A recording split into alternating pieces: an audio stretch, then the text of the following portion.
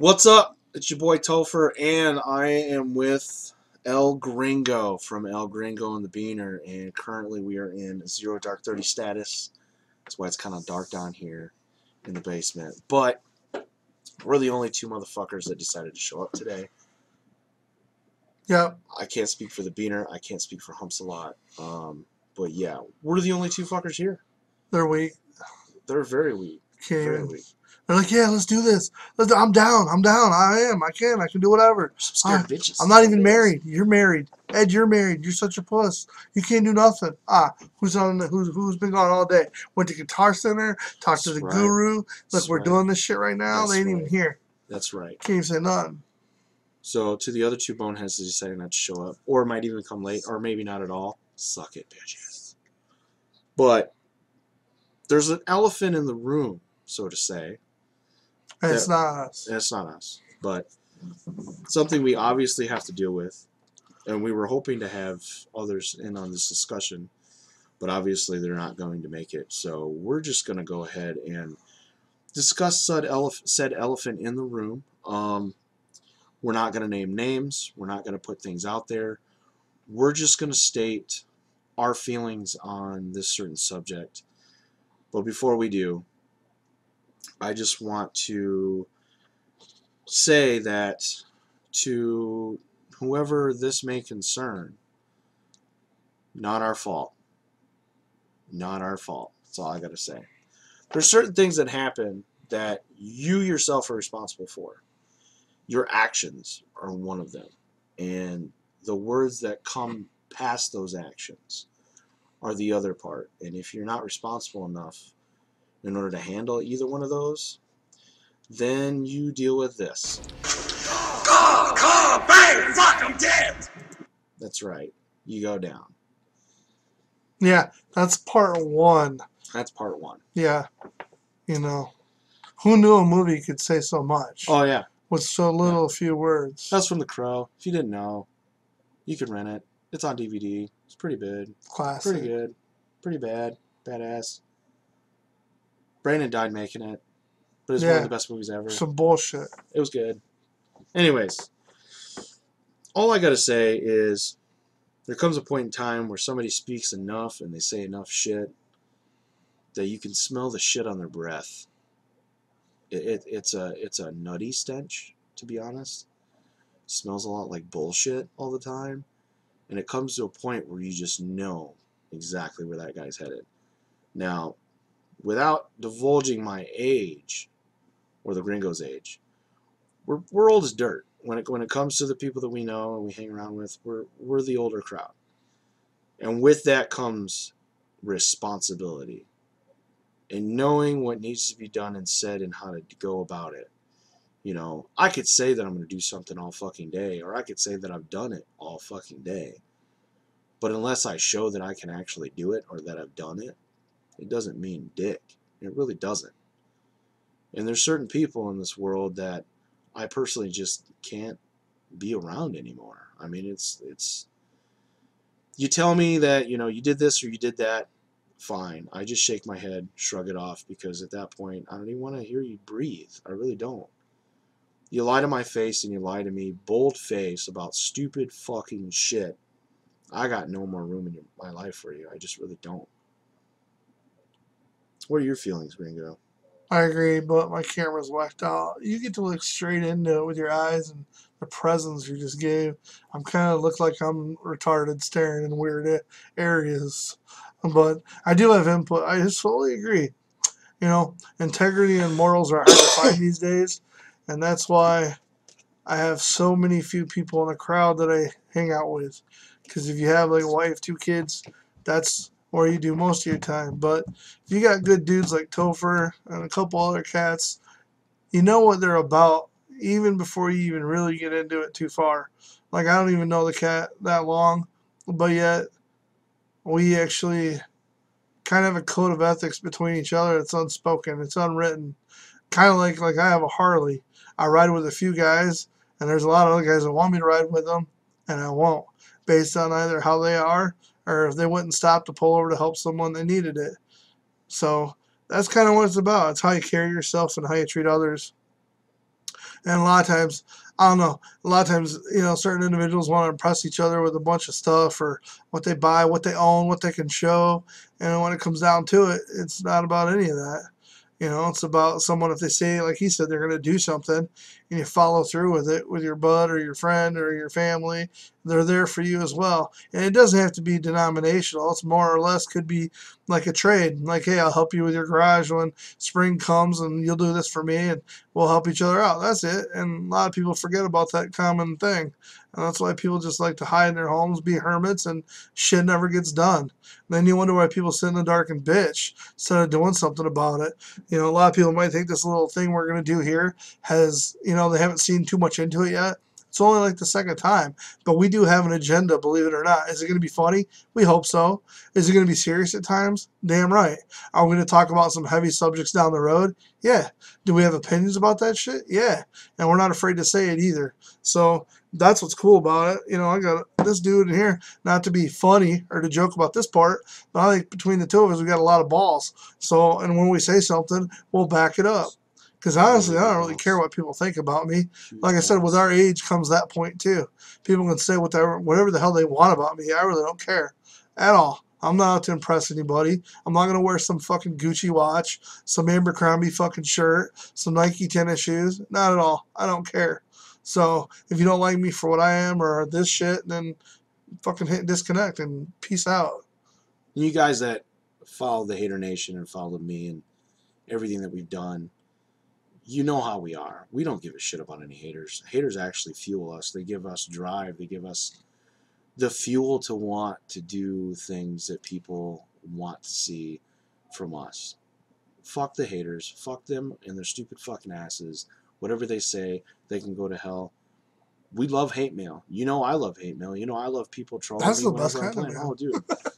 I love playing Call of Duty when I got kids telling me that I'm so fucking terrible when I'm running with nothing but a knife. You've got a gun with 50 fucking bullets. How can you not kill me? I dodged that shit and I stabbed you once and you bitch and complain at me, telling me I suck. You should have hit me with at least a fucking bullet by that time. I mean, They had a clip, right? dude, they had like multiple A 30 clips. round clip. Those aren't even legal, man. Come on. And I'm running around the game like I'm fucking Michael Myers and shit, just fucking running around. Oh, hey, stab, stab, stab. I love that shit. That's why I love playing video games. And now that we're getting to do the podcast, it's like shitting on people in real life. Hopefully, if anything, hopefully we encourage a bunch of other kids that are way younger than us and people that are even our age or older to get into some sort of movement like this and do something. Start putting up there. People don't like what they don't understand. And a lot of people that, like I said, we get marginalized all the time because our generation was the X generation or whatever. They didn't get out, they didn't vote, or we don't have the mentality to make a decision for ourselves. That's not true.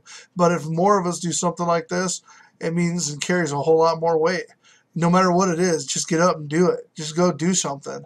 The freedom that we can have through YouTube, the channel, our Facebook, our Twitter, which you guys are all going to be a part of, only fuels more of a freedom of thought that you can't get anywhere else because the news is bought, paid for, radio is bought and paid for. This is the only free reigning media avenue we all have to say and do whatever the hell you want, which is awesome. And I suggest you should do it before they try to take that away as well. Get on board. On that note about like being creative and freedom and expressing oneself, there's been this thing lately, like Michael Moore, Seth Rogen, and I think even Bill Maher were talking about that new movie, The Sniper. American Sniper. Yeah, and totally talking about how it shows Chris Pike as just a really bad dude, and that's not at all true. Anybody that has gone overseas and fought for this country, whether it be good or bad, they deserve a little bit of respect. Because your fucking stupid ass wiping the goddamn Dorito stains off of your couch as you're sitting at fucking home feeding your fat fucking face. You're not over in Iraq having to deal with IEDs. Kids walking around with dynamite and shit trying to blow people up. You don't deal with that. All American Sniper is one man's story based upon the book that he wrote. And Clint Eastwood took that, and he wanted to show how far American soldiers have to deal with all the shit that they have to find over there. They're not over in the United States like we are in the great city of Kalamazoo, Michigan, and the anus of Kalamazoo, giving you guys this footage right now. hanging out, getting to go to Guitar Center and talk to the fucking audio guru so we can get all the shit that we need in order to bring you guys some awesome shit. This dude was tech. Dude, telling you, he didn't do that. He was over in Iraq fighting for everybody. And this is his story. It's a great movie. Who the fuck are you guys to try and say that it made him look like some kind of fucking killer or something? That's what they're made to fucking do. Kill shit. In order to protect people's fucking lives. My family's in the military. I know Ed's probably got family and friends that have been in the military. Couple. Yeah. So who in the hell are you guys sitting on your pedestal because you got some fame and shit? Yeah. Trying to say that this makes people look bad. One was in Desert Storm, one was in Iraq, and one was in Vietnam. Yep. My uncle was in Vietnam in the Navy. My cousin, both of my cousins, one was in the Navy and one was in Afghanistan in the Army. So, you know, we've got a lot of military heritage in our family, you know, and I owe my freedom and everything to those guys, and they know it. You know, that's what he's saying is true too. Because I had one friend I went to high school with. He went in Desert Storm and he came out okay, but he wrote me a lot with some challenges and some pretty heavy, dark stuff. And then he's out and okay now, got a family. The other dude went to Iraq and said he had a buddy got blown up right in front of him, and he came back and I actually picked him up. We hung out for the day, me and my wife, and he had an extremely difficult time that whole day, just dealing with going to public places to eat, and we were going to help him get a guitar. He actually went off on the both of us for no reason at all. So I took it with a grain of salt, and we dropped him off at his house, and I just asked him, you know, he was very violent with me. I had to get him out of the car and told him, you know, chill out. My old lady was with me. He lost his cool. I kind of understand why. He later on apologized, but he was trying to deal with being back in a place where he was free to ride and go wherever he wanted and eat what he wanted.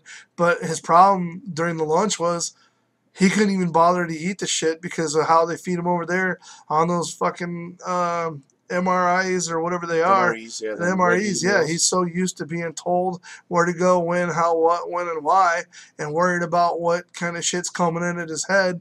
He was so stressed out, man. It was hard to watch. So think about it this way. Over here, you're able to go to the fucking grocery store. You're able to go get CDs. You're able to go get a video game. You're able to go wherever the hell you want, right? You take that same person, put them through 6 months of fucking hell in order to rebuild them into what they need to be to survive the shithole that they're going to get thrown into. Then they get into the shithole that they get thrown into, and every time that they come up to an intersection, they see a pile of rocks or some garbage sitting on the side of the road. They're worried about the minute that they go by there, they're going to blow up. They're worried about if there's somebody with a sniper rifle waiting for them to come around a corner. And that's their life, their livelihood, the way that they have to be in order to survive over there. Make them do 2 or 3 tours of that shit, and then bring them back into society and expect them just to meld back in. You don't do that. That's psychological conditioning in order to get them back into society like that. That's what this movie was supposed to represent, and people just didn't understand that. You got to understand, you can't take somebody and expect them to just change on a dime from an environment that they've been in to a whole different aspect of a different environment. It doesn't work that way. And that's why a lot of these troops that have seen heavy combat have a lot of issues. And it's not their fault. It's nothing that they did.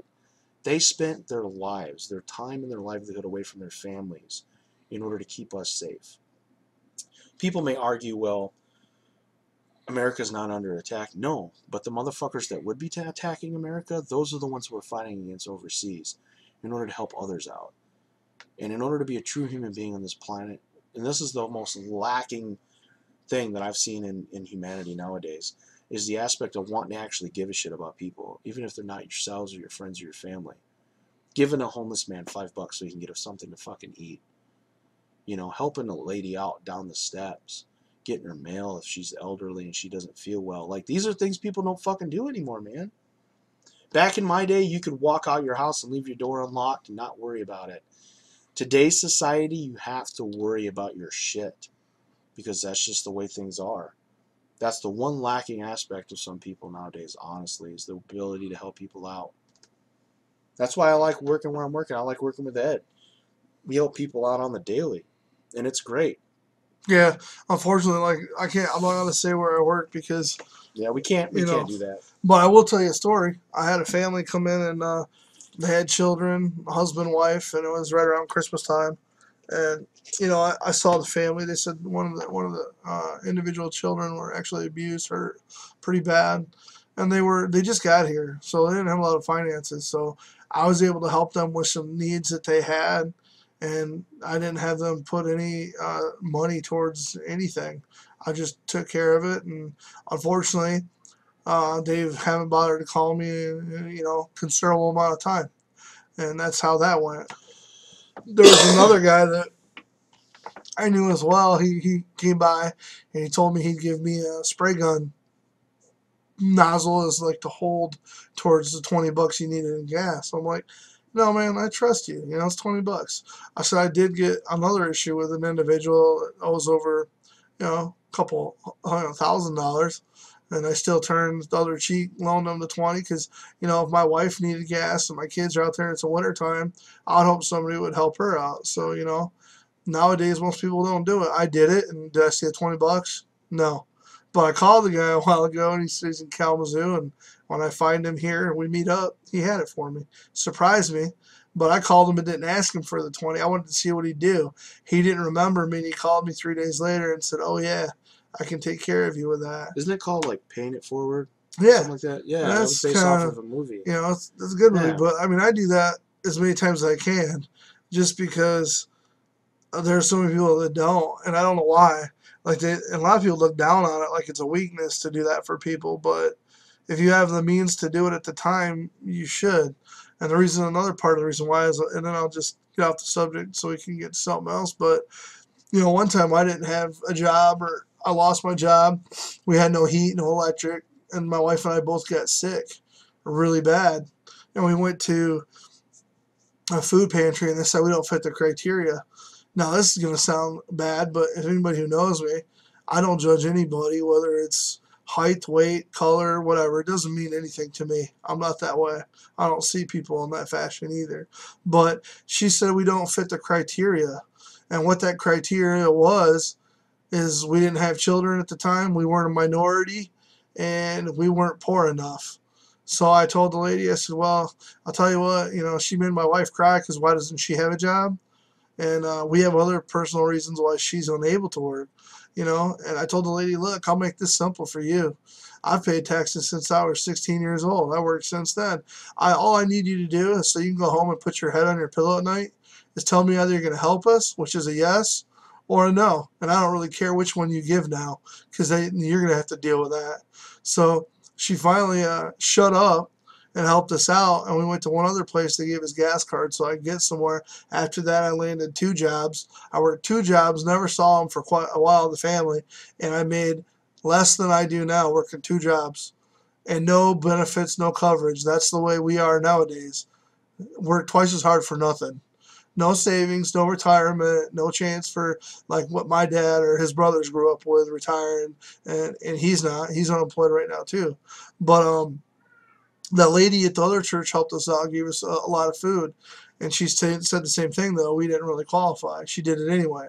So when I got back on my feet, we went back there and I paid it back to the lady. And I said, look, since we didn't fit the criteria and there's more like us, most people don't get that help. Here's $100.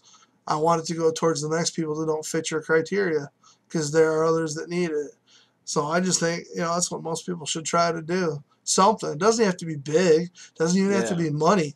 Like we did a Toys for Tots drive, and I bought, I don't know, 5 toys from the dollar store, so did the rest of everybody I knew, and we threw them in there. Just to make a difference a little bit can go a long ways. People don't understand the impact that they have on people.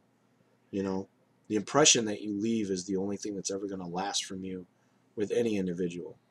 If you make the right impression on somebody, you're going to add value to their life. And nowadays, people just don't get that. People are too quick to be jumping at what they want for them. It's all about them, them, them. Versus how can I help out other people? How can I help the masses understand things that they don't understand. That's because it takes time to do that. It does. And you got to look at yourself first to be able to do that for somebody else, That's which is harder than being another guy. exactly. In order to help anybody out, first you have to understand yourself. You have to understand your own flaws, things that you need to fix. And you got to get over your own bullshit. And the person that we were talking about can't seem to get over their own bullshit. Until you can get over your own bullshit, I honestly think that you're not even a fucking adult. I mean, you can't be.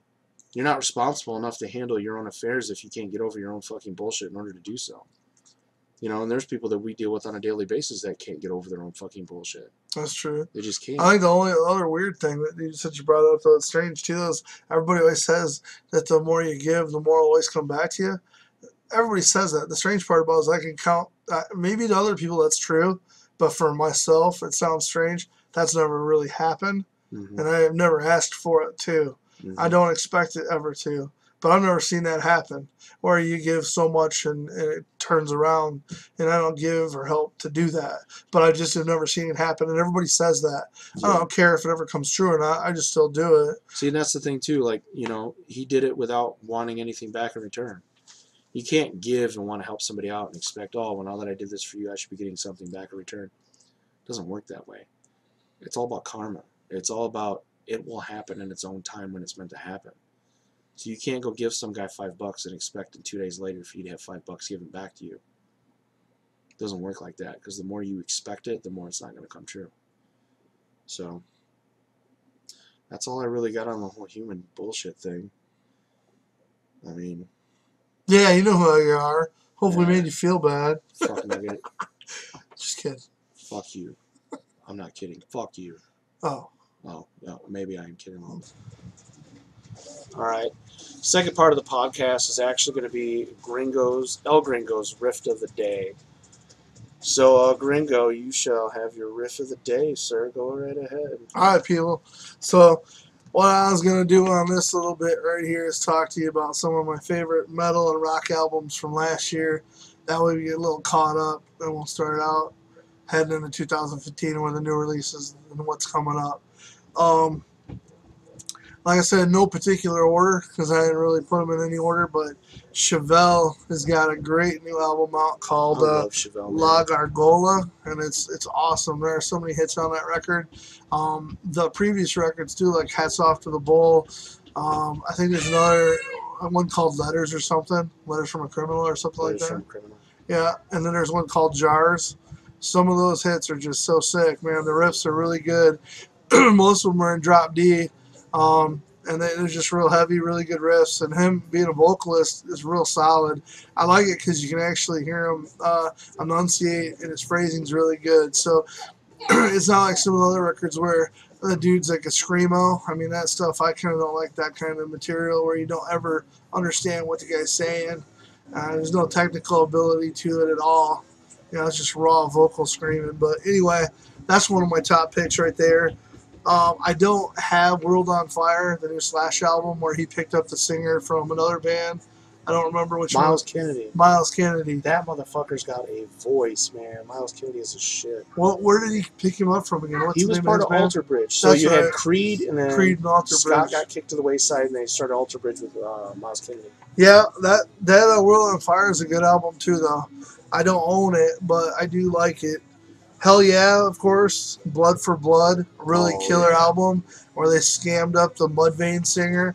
The last two albums really hit me, and I just blew those out of the, my speaker system. I played them, and I thought those were awesome. So that's another one of my favorites.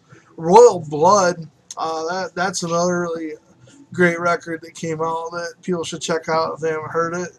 What do you think about that? Did you check that out? Royal Blood. I'm trying to remember the name of the song, but I actually watched them play it live on a radio station, and I had heard that it was like two guys, Yeah, I think it is just two guys. and I couldn't believe it. It was literally only two guys. The guy had a viola bass, and somehow he had the strings arranged where it was like mid bass to low guitar, like high bass to low guitar. It was perfect, and the way he's got his hammer-ons on the song, I think it's Figure It Out is the name of the song. But yeah, that band is awesome, and they're from England. Any group of guys that's gonna be creative enough to only do two pieces and make music like that is really good to. That's really good for the whole music industry too, because it's throwing new vibe into that culture. You know what I mean? Nobody else is doing that. No, the only other person I know that did anything like it was Trent Reznor, who wrote all the music, and then he picked up Yeah. the touring band when he was done with it. Now he does something with another dude named Atticus Ross. They almost won I think it was what is it, Globe Award for the soundtrack to what's that, Gone Girl? They did Gone that Girl. soundtrack. He did That- Gone Girl? Yeah. Yep. Really? I'm gonna have to Yep. watch that movie now. Really I've been awesome. wanting to watch that. And then Charlie Clouser used to be the bass player for Nine Inch Nails too. Now we're kind of going off, but I told you I'll riff on it. I know it. He did the soundtrack with Kevin Bacon in a movie where his family actually got attacked by some sick individuals, man. John Goodman was the bad guy in it. Is it Red State? No, that's a Or- Kevin Smith movie That's a that, Kevin Smith. that he did, which is most people don't know about either. But that was like a drama where they found a chick online, and it was like a churchish occult type deal. And the kids came to the trailer and thought they were gonna make out with a lady, and they took the kids hostage, man, into a church, and it was just Oh wow. picking up kids that were looking to do sins, you know, and they were gonna pay Red State. So Red that's State, what that yeah. was about. But I don't know. Kevin Bacon's in the movie. If we IMDb'd it, you'd find it, and it's a good movie too. Charlie Clouser did the soundtrack of that. I just think the two of those guys that do soundtracks are awesome because they're really good at making the music fit the scene, and their knowledge of their instruments are sick. Like I can't stand watching a movie where it's so intense, and then they do the soundtrack or the score or whatever they picked, and then they destroy the whole thing. It's over. Oh, I hate Like that. the worst part about the last season of Sons of Anarchy, in the beginning ones they had Pearl Jam, Soundgarden, and they actually paid for good music. At the end of this damn thing, they had some of the shittiest music I'd ever heard, and it was horrible. It didn't fit the scene. There'd be like a bike chase, and it'd be like, why don't you go get some flamenco guitar? And I'm not even kidding. If you watch it, it's my favorite show that came out besides Walking Dead. What up, dog? That's my boy. He's getting in. Okay. Johnny kids. the Animal Man. So, anyway, back on track. A couple other albums. Seether, I really dug them. I've seen that guy do covers of. Man, can you take him? He's got to go. The other one, the lead singer for Seether, has done songs by Nirvana. And if you want to YouTube that, shut your eyes and listen to that dude cover anything by Nirvana, you'll think you're hearing Kurt Cobain sing it. That's how good he is in Really? doing that. Yeah. I'm gonna have to check that Oh, out. dude, the first time I heard it, he gave me chills. Really? Because that's Holy what got me shit. playing guitar. Kurt Cobain and Nirvana. If it wasn't for that band, I wouldn't even picked up a guitar. Oh man. Never. Because when we came back from Woodstock, I had my drummer that played drums, and he could read write music, and I never had played much guitar. And that was right around the time, right before then, he passed away. And I was like, well, since my idol's done, and he played music that I could hear and probably ascertain, I was like, all these other hair-ass guys on MTV, you can't shred like that. I knew I couldn't do that. So I got inspired and went and got a guitar, And then ever since then, that was it. But Seether, Isolate and Meditate, awesome album. Nothing More, another one. They got a hit, Mr. MTV. That's awesome. There's another hit on that song, too. And let's go to Dave Grohl, man. This guy, when he came out with the first album after Nirvana, honestly, I didn't like it. He won me over, though. The reason why I didn't like it is because, damn it, Dave is so clean. He can sing so perfect pitch. It's perfect every time. It's poppy, even though he comes from a punk background. It wasn't punk enough or dirty enough for me. It was too perfect. So, but after a long time seeing how much Dave does for music, like his Sound City movie he just put out with Tom yeah, Petty. that series, yeah. Fleetwood That was Mac is in it. Tom Petty, Pat Smear, Chris Novoselic, Paul McCartney played with them on a song, which was, Kurt's idol. So with them being able to do that, that meant a lot, full circle. and when he put out the film, he actually bought the soundboard to the studio in California that had to go out of business because all the bands that recorded on that board, which is an analog board, had to go out of business. Cost $75,000. We got a phone call. Hold on. Hello? Hello? Hello? Here you go. Oh. Let me hook you up. Oh, yeah. Looks like you went away. Here you go. Let's put this on speaker. This is one of the bitches that didn't show up. We're going to get back to what we're doing. All right, hold on now.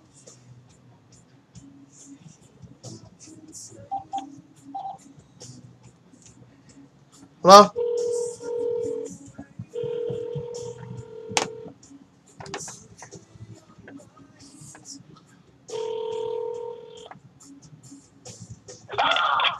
Luca!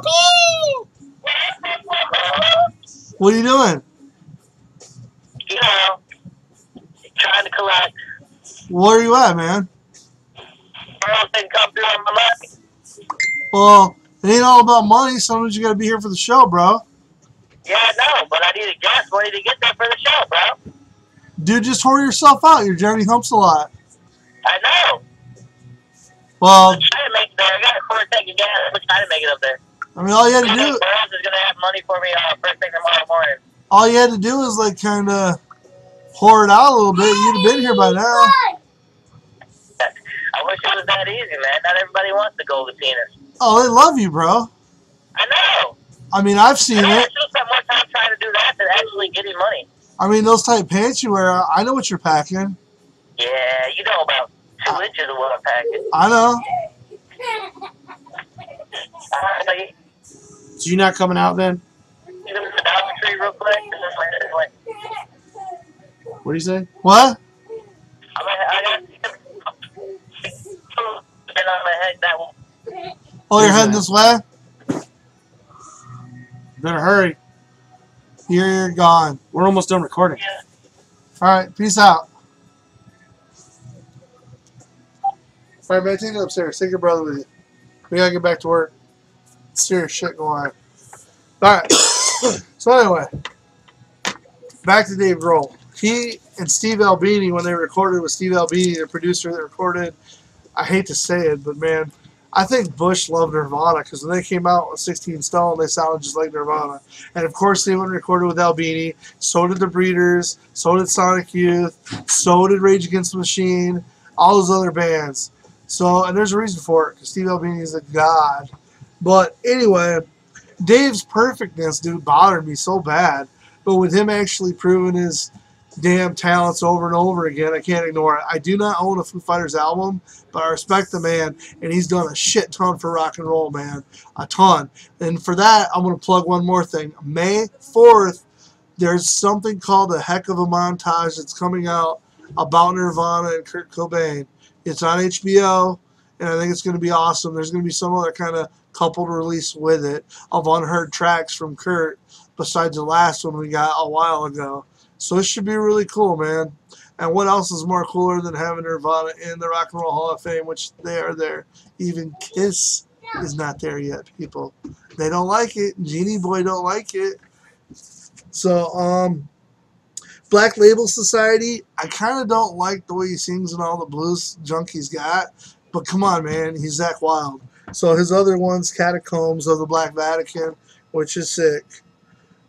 6 a.m. I like it a lot, man. Modern Vintage. It's a really good song. It's a good album. They got good songs on there. Pretty Reckless. Going to Hell. Awesome. She's hot and she Oh can my sing. God! So I never thought that I would want to get with a Who. Never. do you want to be the star I of Belly feel, and I feel Speech? dirty for even saying that. You want to do a Who? That Who. That Who is a Who. Cindy Lou. Cindy Lou Who. If you don't know, the lead singer, Pretty Reckless, is Cindy Lou Who. I kid you not. Look it True. up. IMDb that shit. Yeah. Cindy Lou Who. Pretty Reckless. So another album I found that just kind of by accident because I love stuff like that. Avatar: The Apocalypse. Sick riffs. Awesome band. I'm going to check that one out. Awesome. I didn't talk about Mushroom Head either. I like them as well. I got a couple left here. I haven't really gotten into Mushroom Head since their first album. The one that got them big. Yeah, I only like a couple tracks too. I don't like a lot of them. And then Down, the EP, part Down? 2. Down. Oh, that's that old school stuff I used to listen to. Then there's another band new I'm not familiar with, but I heard them and I checked them out on YouTube. Killer Be Killed. Pretty awesome riffs, good vocals, solid stuff to check out. Deftones Crosses is the newest album out, which is really good. A lot of melodic structure, a lot of textures, and that's what you know that band for. There's a lot of layers, which is different for just a rock band. Normally you get the layers with people that are nerds like Albini and Trent Reznor, because there's a lot of layers with extra tracking that they do for all the drums, the sequencers, and all the triggers, and everything that they have. That's complicated with Trent Reznor's music, but most rock bands don't do that, and Deftones is one of them. So that's why they got a really thick, heavy sound. A lot of double-up guitars. Cold Chamber. Cold Chamber, saw him with Megadeth. Two of my favorite albums, Fiend and Chamber Music. And now his name's, what, Des Favre? Is that Des Favre. Des Favre. Yeah, that's his name. He's in Devil Driver.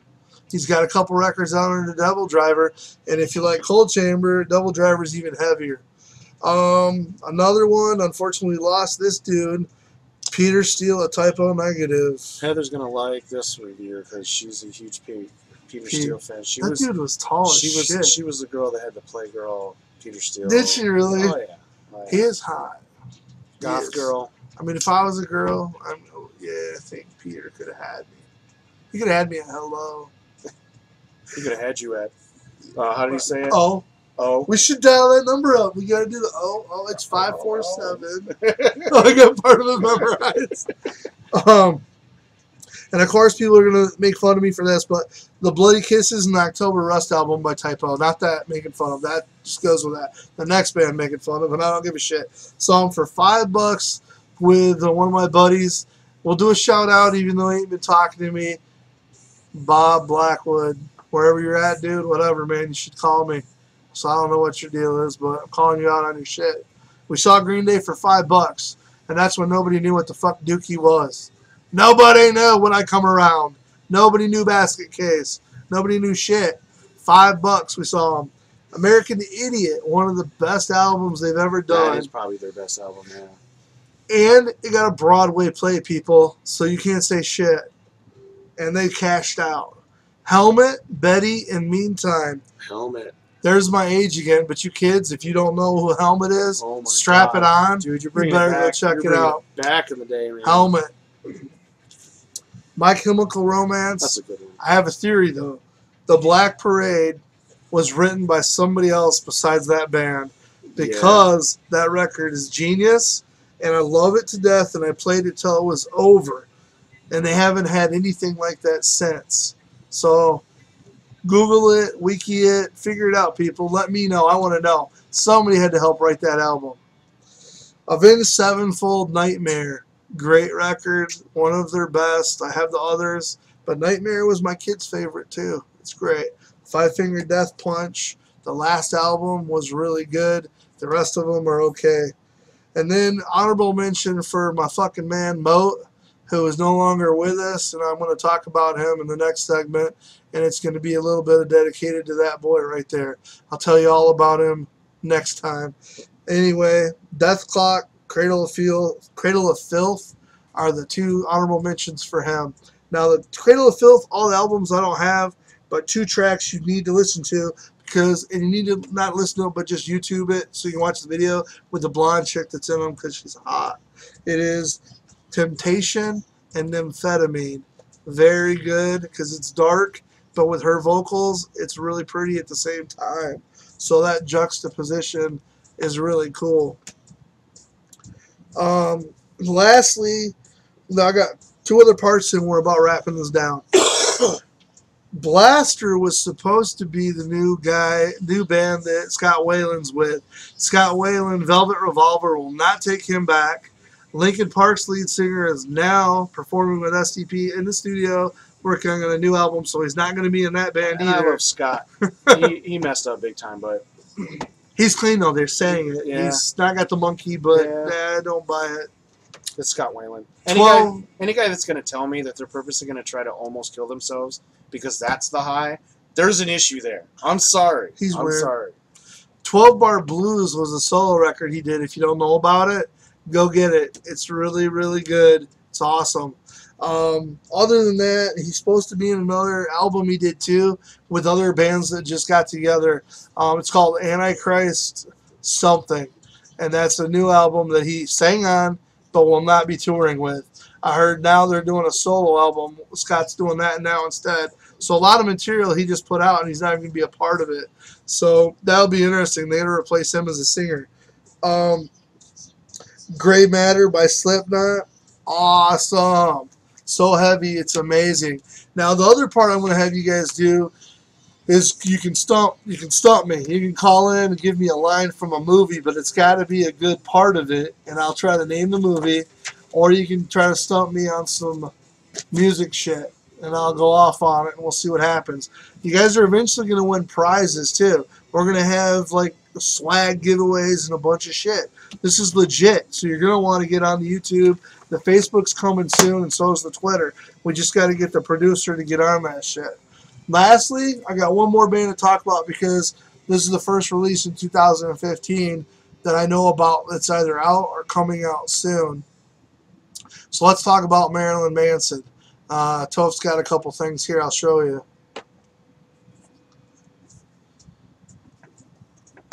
A little bit of glare. I can see it from the window. You can probably see it too. There you go. You got the glare off him. This dude is Gingerfish. I met the band at Repeat the Beat and backstage at the State Theater when they were on the Antichrist Superstar Tour. That's the drummer. Right then and there, he's signing autographs. He told me Marilyn Manson's coming out of the State Theater, and I ran to the alley, and I had that shitty-ass camera. You had to click twice. Once to open it to turn it on, and I missed the photo.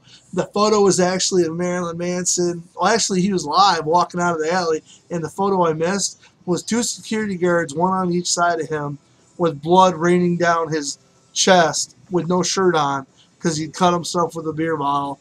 And I didn't get the photo that would have been worth quite a bit. So there's some evidence of me getting to see Marilyn Manson, and I got a couple others too. Toph's got the stuff, the proof here, the legitimate This one's a smoking gun. smoking gun right here. Just to let you know, I freaked the fuck out when I first saw this. I couldn't believe it because knowing Ed and what he looks like. When I seen this kid, This is Ed now. yeah. Let Showing. me just show you, and you guys can see. Let me see if you guys can pick out Ed in this picture. There we go.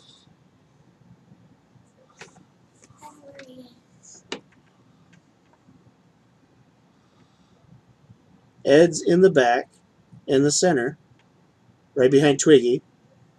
And then to Twiggy's left, or actually his right, on the left side of your screen, you'll see Marilyn Manson's just sitting there chilling. And look, there's Ed. Right there. There's Ed. He's got Madonna Wayne Gacy. Yep, right there. There. Madonna's right there.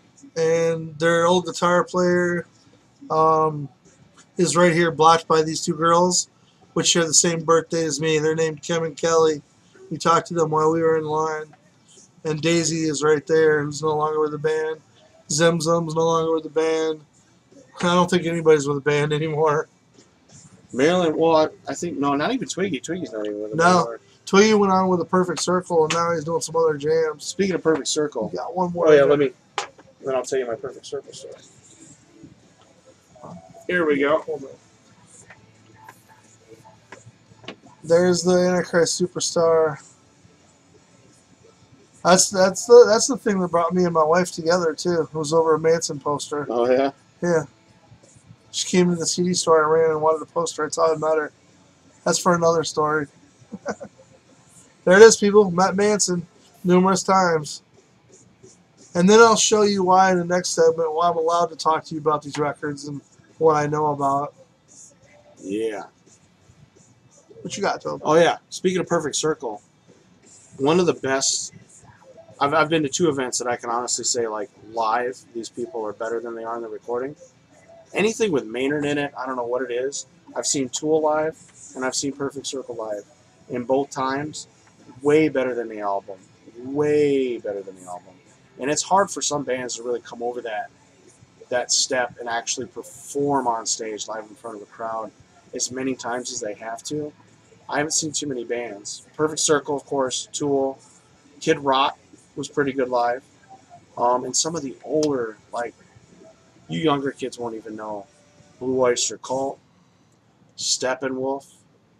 I got to meet those guys working with my dad. They were cool as hell. And the one thing about Blue Oyster Cult, they're the shortest people I've ever met that are musicians. I kid you not. They're like 5'2", 5'3". Nice. I thought I was watching a whole bunch of Oompa Loompas get out of the van, coming down to the stage area over South Haven, Blueberry Festival. My dad's like, oh my God, is that... Oh my God. I was like, what? He goes, look how fucking short they are. I was like, oh my God. But yeah, that's my story. That's funny. Yeah. You know, another thing, you guys, too, I'll throw out some shit you probably haven't even heard of, just so you get a chance to check it out. One other band that's kind of industrial, I played in one of the bands like that, Electric Hell Fire Club, Dr. Satan, that's that album. It's pretty unique, very cool to check it out. It's different. Another one is, it's K-E-N-T. It's called Kent. But you want to get the album not from Switzerland. You want the one with English. And it's just called Kent. I don't remember what else is on it, but they're a pretty cool band from Switzerland. And I'll name some more next time that you don't even know about, I bet. So check out the Melvins, too. Stoner Witch. Dude, Melvins are always a throwback, man. That's another one. Melvins was the actual first band I ever saw live, too, before What? Tool. That was the first band I ever saw Who live. was with them? It was Melvins. I can't remember who the second band was, and then there was Tool. But yeah, Melvins came right out on stage. And I was like, oh my God, this dude's got a big-ass wig. Oh my God, this dude's got a big-ass 10-gallon cowboy hat. Buzz. Oh, dude. I was like, I wasn't ready for that. That was fun, though. My first mosh pit. Melvins and Tool. The Melvins also inspired Kurt Cobain from Seattle, too. Yeah. Seattle band. And the Mudhoney. Melvins also inspired Phil Anselmo from Down, Pantera, that whole scene down there in, like, Louisiana. They were a huge impact on that, too. Wow. Yeah. I didn't know about that. There was a Vice documentary about that down South Louisiana rock feel with, like, Pantera and some of the other bands, and how some of that dark metal sound just kind of came from Louisiana. I didn't hear about that. Yeah, check that out. It's on Vice on YouTube. So if you guys want to check that out, go to Vice on YouTube. Vice? Check it out. Vice. V-I-C-E. They got a lot of good stuff, especially music stuff. And fuck you, Johnny, and fuck you, Beaner, for deciding you're not going to fucking come by today. We're ready to rock this shit. We went too deep for them, dude. They wouldn't have been able to hold their shit together. They would have probably walked off camera. Yeah, and this wanted to go this is down to the it's stores too with serious. us. We're going to call this just the Zero Dark 30 podcast then. Right. Because obviously, we're in the dark. Yeah. Talking about elephants in the room and shit. Covert ops and shit. Covert, black ops. Go, bitch! Go! We're out. Later.